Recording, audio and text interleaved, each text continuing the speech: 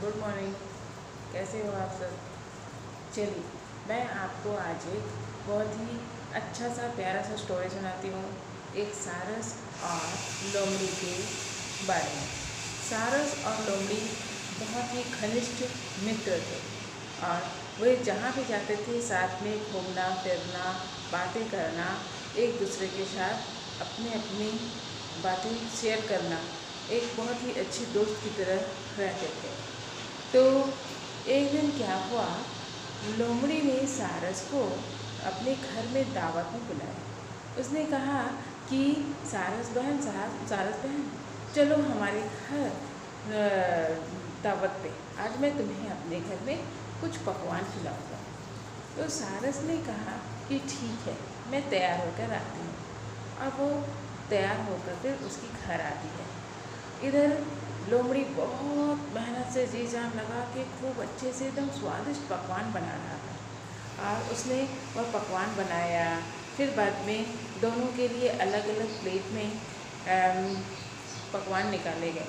तो आप तो जानते ही हैं, सारस का चोंच जो है बिल्कुल ऐसे लंबा सा रहता है।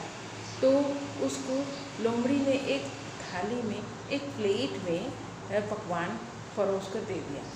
अब वो बेचारा सारस खाने नहीं पा रहा था, उसे बहुत कष्ट हो रही थी। फिर भी वह किसी तरह वहाँ पर यह जता रहा था कि मुझे तुम्हारा पकवान देखकर खाकर बहुत अच्छा लगा। लेकिन वह लोमड़ी जो है बिल्कुल उसकी परवाह किए बिना, उसको वो देख ही नहीं रहा था कि वो खा रहा है या नहीं खा रहा है, और खुद बड़े मज़े से खाकर पेट भरकर खा लिया। उसके बाद में वो लोमड़ी सारस ने कहा कि अच्छा ठीक है। उसने सोचा, और मन में सोचा कि चलो इसको मैं इसका सबक सिखाती हूँ। तो उसने क्या किया कि लोमड़ी को कहा कि लोमड़ी, आज तुमने लोमड़ी दोस्त, आज तो तुमने मुझे अपने घर में दावत पे बुलाया। चलो अब मैं तुम्हें अपने घर दावत पे कल बुलाती हूँ। कल तुम मेरे घर आ जाना, मैं तुम्हारे लिए कुछ पकवान बनाऊँ। फिर बाद में दूसरे दिन क्या हुआ, वह लोमड़ी उसकी घर गया, सारस के घर गया, और सारस बहुत मन लगा कर जी जान से खाना बना रहा था।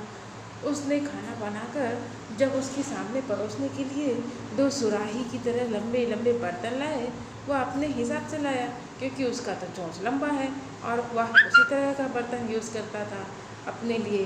तो उसके लिए भी वो जानकर, उसको सबक सिखाने के लिए उस तरह का बर्तन में उसे परोस दिया। और फिर सारस तो उसके चोंच तो लंबे हैं, वो तो सुराही के अंदर आराम से अपने चोंच घुसाकर आराम से खा रहा था, बड़े स्वाद ले रही था। और वो लोमड़ी उस सुराही के अंदर में अपना मुँह घुसाकर खा ही नहीं सक रहा था, खा ही नहीं पा रहा था। तो उसको अचानक से याद आया, अरे मैंने इसे अपने घर पे दावत पे बुलाया था और यह अपना खाना ठीक से खा नहीं पाया, क्योंकि मैं इनको जिस तरह से मैं अपने प्लेट में खा रहा था उसी तरह इसे भी अपने प्लेट में दे दिया। मैंने ये सोचा ही नहीं कि ये बेचारा खाएगा तो कैसे खाएगा। तो इस तरह से उसको सबक मिल जाती है और वह फिर सारस से माफ़ी मांगता है। उसके बाद सारस कहता है कि देखा, तुम जैसा करोगे वैसा तुमको करना पड़ेगा। मैं तुम्हें यह सबक सिखाने के लिए इस तरह के प्लेट में खाने के लिए दी थी। उसके बाद लोमड़ी को उन्हें सबक सीख लिया और वो समझ गया और उसने अपनी भूल को मानी और सारस को सॉरी बोलकर कहा कि अब से ऐसा गलती नहीं होगा। फिर दोनों अच्छे दोस्त बन गए, एक दूसरे के गले मिले और साथ में अच्छे से रहने लगे। तो इस कहानी से हमें यह शिक्षा मिलती है कि हमें अगर अपने घर में किसी को बुलाए हैं तो उसका आदर सत्कार करना चाहिए और उसे खूब केयर करना चाहिए, उनको समझना चाहिए और उनको उनकी सुविधा के हिसाब से व्यवहार करना चाहिए। न कि हम जिस तरह से हैं और जिससे हम खा पी रहे हैं, जिस तरह से हैं उस तरह से हमको ही समझना चाहिए।